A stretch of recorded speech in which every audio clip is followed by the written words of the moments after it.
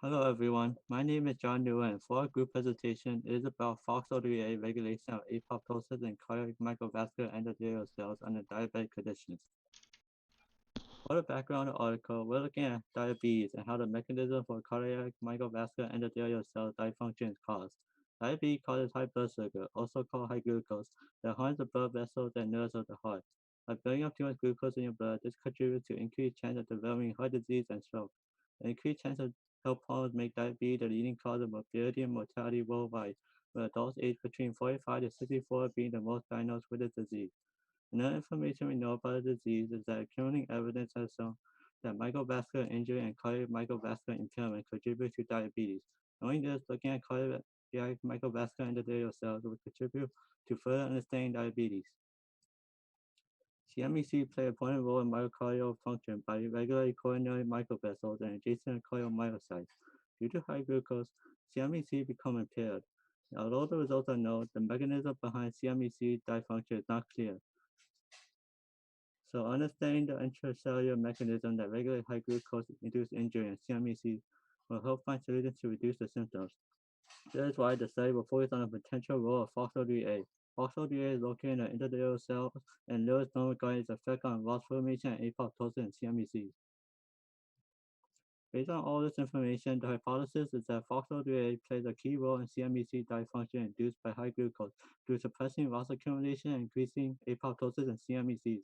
On the next slide, Rebecca will be talking about the molecular roles and understand the results.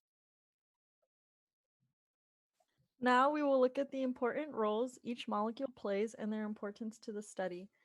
CMECs, short for cardiac microvascular endothelial cells, make up about a third of total heart cells, and they play a critical role in keeping coronary microvessels and adjacent cardiomyocytes functioning in normal conditions. However, under diabetic conditions where the amounts of glucose are very high, the function of CMECs is impaired, which leads to malfunction and eventually apoptosis. The following molecules I will discuss play a critical role in the negative effects of CMECs in high glucose conditions. ROS, which stands for reactive oxygen species, under normal conditions, is a molecule that is maintained at a constant level that allows for normal cellular functions such as homeostasis in the cell. However, under diabetic conditions, ROS accumulates in the cell and is the leading cause of endothelial cell dysfunction and can cause damage to the DNA, proteins, membranes, and can eventually lead to apoptosis. The protein ACT is another molecule that plays an important role in this study. It is a protein that is responsible for the phosphorylation of FOXO3A. Under normal conditions, ACT keeps FOXO3A in the cytosol and binds it with another protein. Under diabetic conditions, the activation of the ACT protein is impaired, and therefore the kinase is unable to phosphorylate other proteins. Another important molecule in the study is FOXO3A, a transcription factor that regulates various cellular functions and plays an especially crucial role in regulating cell survival, oxidative stress resistance, and apoptosis. FOXO3A is responsible for regulating the proteins BIM and BCL-XL. BIM is a protein that is pro-apoptosis, while BCL-XL is an anti-apoptosis protein. Under normal conditions, FOXO3A remains in the cytoplasm and regulates these proteins at an even level. Under diabetic conditions, FOXO3A translocates to the nucleus and begins to overexpress the protein BIM, which leads to an increase in apoptosis. So to establish our hypothesis, we need to see how under diabetic conditions, in this case high glucose, affects CMECs. So it was found that there were two underlying effects that CMECs underwent when they were exposed to high glucose. Figure 1 was chosen as CMECs displayed an increase in ROS production under high glucose conditions, as fluorescents were used to label the ROS produced.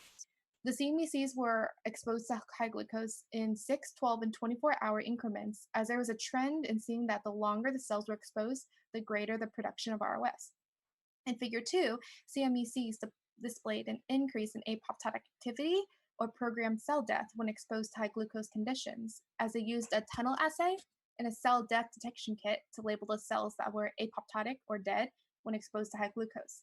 The cells were also treated at 6, 12, and 24-hour increments in high glucose, as there was a greater apoptotic activity the longer they were exposed. When mapping out the cause and effect that under high glucose, there is an effect on CMECs as they increase in ROS production and increase in apoptosis. They are both time dependent as their effects were enhanced the longer they were exposed to high glucose. This establishes the hypothesis of what happens to CMECs that undergo diabetic conditions. So to look at details of the big picture, we know that under high glucose, there's an effect on CMECs, as mentioned earlier, with increased apoptosis and ROS production. But FOXO3A is a factor that we're going to take into account, which plays a big role on causing the effects of CMECs, of how it regulates ROS production and apoptotic activity. For our hypothesis-driven investigation, FOXO3A regulation was tested by measuring expression levels of itself, AKT, and BIM and BCL-XL, as mentioned to be regulated by FOXO3A. They also tested the amount of ROS produced when FOXO3A was silenced by siRNA. So figure 5 covers the first part of the hypothesis when looking at FOXO3A's regulation of ROS production. To see whether FOXO3A affects the amount of ROS produced, siRNAs were used to silence the protein to see how much of ROS was produced without the actual transcription factor. So basically the results showed that under high glucose, when FOXO3A was silenced, there was an increase in ROS production, as you can see by the amount of increased fluorescence. And this supports the hypothesis that FOXO3A is an important regulator for abnormal levels of ROS production. This is seen when there was a decrease in ROS production when FOXO3A was functioning under control siRNA. It helps as a regulator because under normal glucose conditions of the control, the silencing of FOXO3A did not significantly affect the amount of ROS produced. So it emphasizes that the greater amount of ROS produced will signal FOXO3A to control and limit production. So figure 3 covers the second part of the hypothesis, in that FOXO3A regulates apoptotic activity. In this experiment, a Western blot was used to measure the protein expression levels. They found that under high glucose, there's an increase in BIM, an apoptotic protein, and decrease in BCL-XL, which is an anti-apoptotic protein. Their expression levels were also more effective the longer they were exposed to high glucose, as you can see by the gradient intensity of the bands the longer they were exposed to high glucose. Because there was more expression of BIM and decreased expression of BCL-XL, this induces the cell to undergo apoptosis. This also tells us there's an increase in FOXO3A activation because BIM and BCL-XL expression levels are regulated by FOXO3A. The fact that they are expressed shows the regulatory activity of FOXO3A. Another detail to this figure is that there is a decrease in AKT, which leads to a decrease in phosphorylation of FOXO3A. But it was stated that there was an increase in FOXO3A expression. These results do sound like they're hypercritical, but the paper speculates that high glucose may regulate transcriptional activity of FOXO3A by inhibiting the phosphorylations and promoting translocation from cytoplasm to nucleus. So to summarize, under high glucose conditions, FOXO3A expression increases, which results in an enhanced apoptotic activity and decreases ROS production. As for our alternative experiment, we chose the Luminex assay to gain the same understanding as we would for figure 3. In comparison to the Western blot performed for this paper, Luminex provides a quantitative representation of protein expression.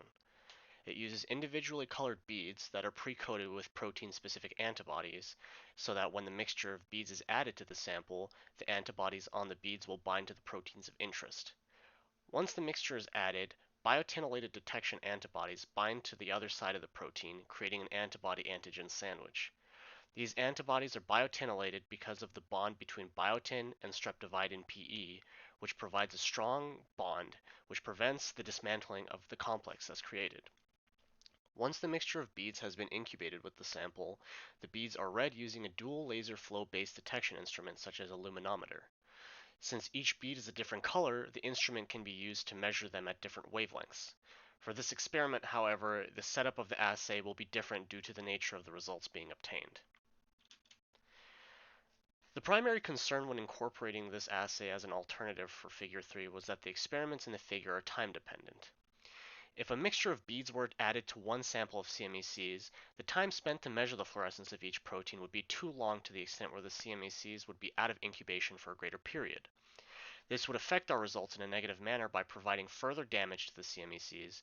Before adding the beads, CMECs would need to be added to a 24-well plate. The beads would be pre-coated with the protein-specific antibodies, and they would be separated based on their protein of interest. Then each of the single-colored beads would be added to their respective wells, and the plate will be placed into an incubator. At each time increment, or every 6 hours, the plate will be placed into a luminometer so a quantitative representation of the fluorescence of each protein can be measured. The luminometer would, of course, be programmed to read the different wells of the plate at their respective wavelengths as to measure the different colored beads. The process of setting up the experiment would be more arduous and time-consuming, however the results would be more accurate.